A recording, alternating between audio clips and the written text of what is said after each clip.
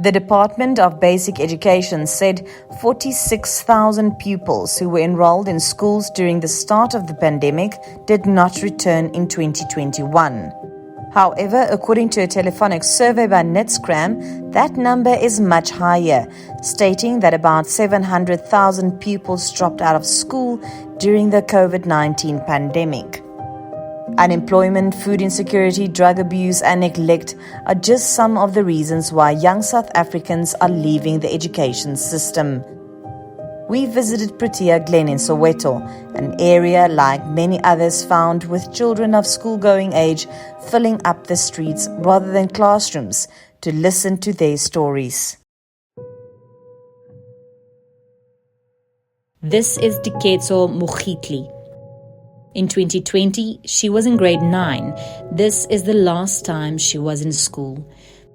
This was also around the time her mother had abandoned her and her siblings.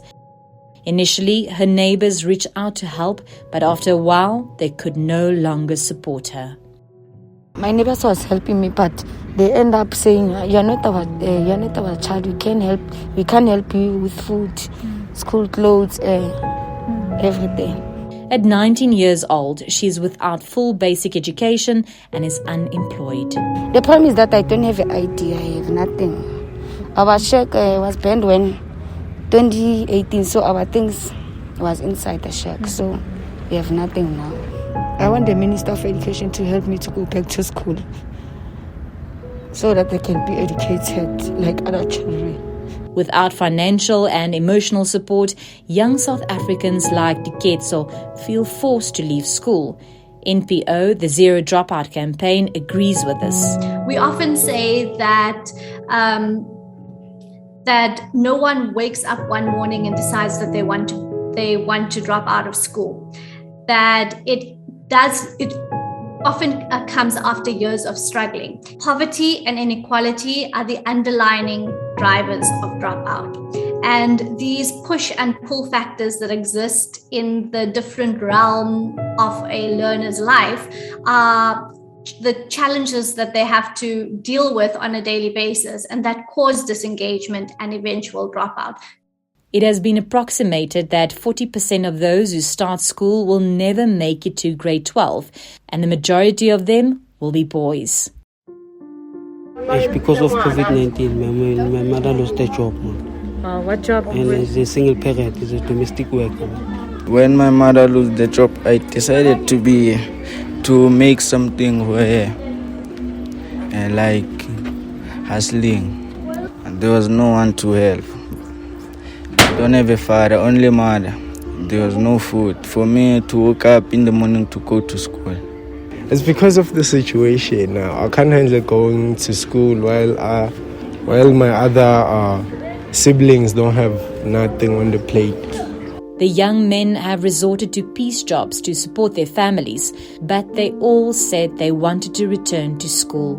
I was trying to become a lawyer, but it didn't happen because I dropped out of school. Okay. And were you doing well in school? Yes, I was doing very well. NGOs assisting in the area say that Protea Glen has seen many children dropping out of school. A lot of children who've dropped out of school. Reasons firstly being the parents either have lost jobs due to COVID. Some of them have lost their parents who've passed on due to COVID, and they were the breadwinners, so the kids don't have food to eat. We have a lot of teenage pregnancies. We have a lot of children who've dropped out due to an inability to survive basically on a day-to-day. And then they resort to drugs because everybody is doing drugs in this community specifically. So there's a lot of challenges where you have also child-headed households where they don't have parents. You have a 15-year-old raising 3 other younger kids. Despite the statistics for the dropout rate being available, the lack of real-time data being captured gives an inaccurate picture. We need accurate, real-time learner-level data that tracks a learner's pathways through school to be able to get an up-to-date and relevant picture of dropout in the country. For instance, researchers have pointed out that while household and school enrollment data are important parts of the puzzle, the ultimate measure for dropout is active participation through administrative daily attendance data. Another point of concern is the learning losses during the pandemic. Learning during COVID-19 has changed alarmingly versus before the COVID-19. Aside from rotational attendance potentially contributing to extended absence, which we know in the long term may contribute to learner dropout, we're concerned that when children are at school in such a sporadic way, so every second or third day, their learning is affected.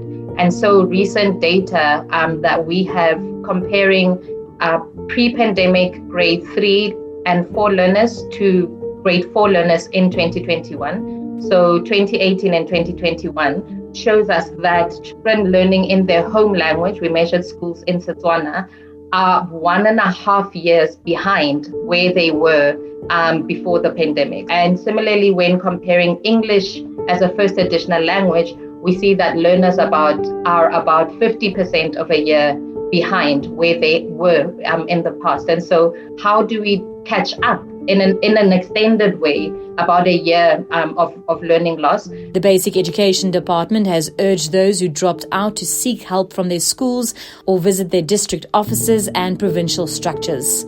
But that's easier said than done for young South Africans who can't afford to make that visit or are currently facing administrative hurdles when it comes to the loss of IDs and complex paperwork.